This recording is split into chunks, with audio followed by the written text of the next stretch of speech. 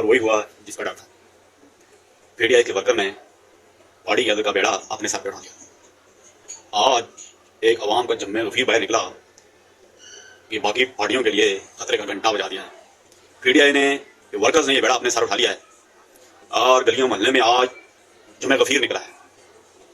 KPK में तो तबाही निकाल दिया अवाम ने, और उसके साथ साथ पंजाब के अंदर भी अवाम का सैलाब उमड़ा है और गली महलियों में अवाम ने अपने मुर्शिद के बैनर आवेजा कर दिए हैं। और ये बैनर इतने लाखों की तादाद में बैनर आवेजा किए गए हैं और बाकायदा मैसेज दे दिया गया है कि अवाम वोट डालने के लिए तैयार है। हम आपको बताएंगे कि पीटीआई के वर्कर्स कितने मजबूत और कितने जज्बे वाले हैं। आज पीटीआई के वर्कर्स ने निकल कर बाकायदा मैसेज दे दिया है कि आप समझ रहे थे कि शायद पीटीआई के वर्कर्स अब खत्म हो चुके। उन्होंने कहा हमारा काउंटडाउन का फैसला शुरू हो चुका है और हम आखिरी राउंड में दाखिल हो चुके हैं। अब ऐसी सूरत और भी संगीन हो गई है और खान साहब इसी वजह से जेल में उम्मीद थे कि मेरे वर्कर्स आखिरी राउंड में गेंद का पासा पलट देंगे, और वही हुआ कि पीटीआई के वर्कर्स ने आखिरी राउंड में गेम का पासा पलट दिया। पंजाब के अंदर आज की जो सूरत हाल है वो 95% नून लीग के हाथ से निकल चुकी है।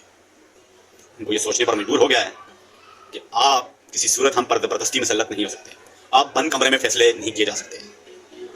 आप जो इंग्लैंड से सोचकर लेके आए थे, ये सोच आपकी हम नाकाम बना देंगे और ये चाल भी हम आपकी नाकाम बना देंगे।